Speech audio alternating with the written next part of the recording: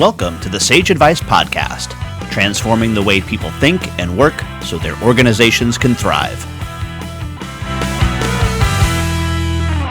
Well, hi, everyone, and welcome to our podcast. I'm Ed Kless, and with me today is Jason Staats. Jason is a CPA in Salem, Oregon, a principal at Brenner LLP by day, and an accounting tech enthusiast by night. Jason spent his first 10 years in the profession in tax, and now has spent the last 5 years running a remote CAS team, working with staff and clients across the country. He is especially interested in the intersection of accounting, industry, and emergent technology. Welcome to the Sage Advice Podcast, Jason. Hi, Ed. It's great to be here. Well, first off, Jason, why do you do what you do? Oh, boy. I think probably like most accountants, there's probably an itch that accounting scratches, that certain level of OCD-ness that makes you want to have things just so. I think that's how I started in accounting. But I actually reached a point in my career 5 years or so ago where I was probably going to leave the profession. But what brought me back was, boy, the profession is just in such a great spot to leverage the technology that's here and that's coming around the corner. And it felt like an exciting place to be. Yeah, let's talk a little bit about that. I mean, I think there is, as you mentioned in your bio somewhere, a doom and gloom mentality regarding the accounting profession. I think people have this envisioning of them coming into an office and one day finding a robot sitting in their chair. Right. And that's not quite how it's going to play out, is it? Yeah.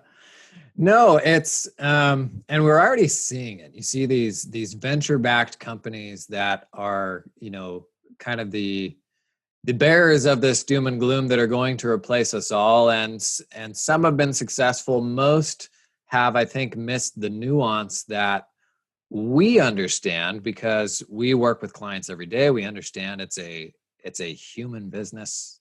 Business owners want to work with other humans. And so if there's anybody positioned to take advantage of this, it's us. I think it's the accountants that understand that nuance that will be able to leverage the tech much better than, a software company that's trying to do something at a massive scale. Well, I think one of the questions is not necessarily what can computers do better than humans, because once you put them on a task, computers are going to do it better, whether it's play chess or whatever. The real question is, what do we not want computers to do? What do we want humans to do? Nobody wants to get their diagnosis of cancer from Watson, right? Sure. They want another human being. So what in the accounting profession do you think that we want the humans to do? What are those things? The thing that's probably my sweet spot is accounting systems. It's hard for me to be an advisor without understanding the systems they're using. And so those things go hand in hand. I think traditional advisory, it's about a lot of things, but for me, it usually comes back to systems because while I may see the output of the accounting, there's 100 things happening upstream. There's a lot of stakeholders with their fingers in it, and understanding how that system works, the best way to bring it together, where the opportunities are to bring in new tech to simplify. To me, that's a real opportunity for human intervention. To give you an example of something we're doing now, that's kind of an extension of the regular advisory model. The normal advisory cycle for us is, meeting once a month, going through 10 KPIs or so. But those KPIs are really the byproduct of a bunch of things that have happened upstream, probably by a whole team of people, not just the business owner. It's a host of people that are feeding inputs into that KPI.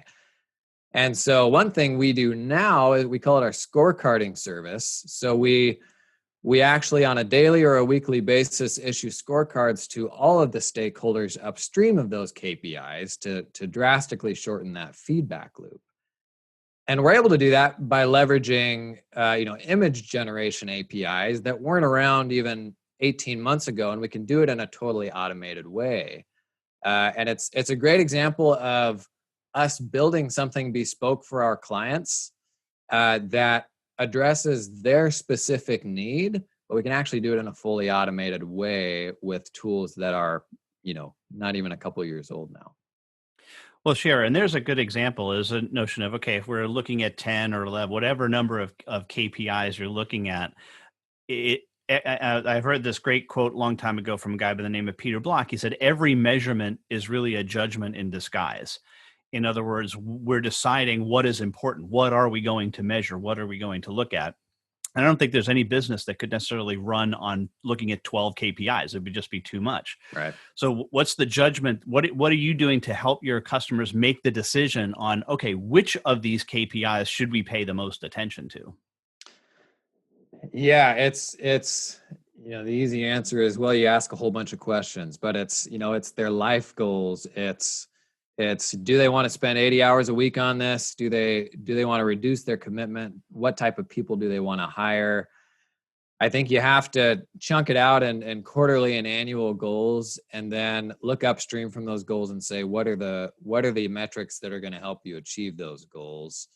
And that's going to be different for everybody. It's not something where you can throw a blanket set of KPIs over an industry business, because every business owner, they want something different out of that business.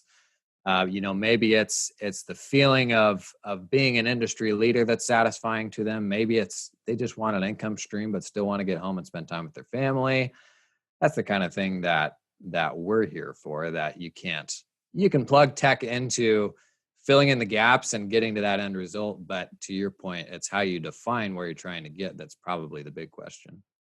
Yeah, and even taking that next step of deciding which of those key, the P meaning mostly performance, which of them are most predictive of future success for you. And that can also change from industry to industry, and certainly company to company as well. Yep. Yeah, for sure. So we have an exit question, Jason, that we ask all of our guests, and that is, who is a hero of yours and why are they a hero? Oh, hero. I'm an advocate for the little guy. You can have your Elon Musks and your Jeff Bezos. In the States here, we just got over a big tax deadline. I'm in Salem, Oregon, where we've been in the heat of the wildfire mess. But good grief, how about the people in our profession who have stepped up in a huge way this year? From the CARES Act coming out in the heat of tax season. We've been, like it or not, we've kind of been the gatekeepers to this relief legislation. And I think the profession as a whole has stepped up in a huge way. So if I've got a hero, that's pretty cheesy, but it's the people that have stepped up in our profession and are shining a light, I think, on how great this profession is, and the willingness to do what it takes to ensure that people get their PPP loan or whatever that next thing is. And lastly, Jason, how can somebody get a hold of you? Best way to catch me is on Twitter at JStatsCPA STAATS.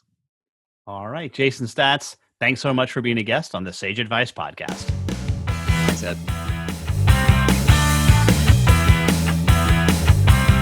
For more Sage Advice, visit and subscribe at sageadvicepodcast.com.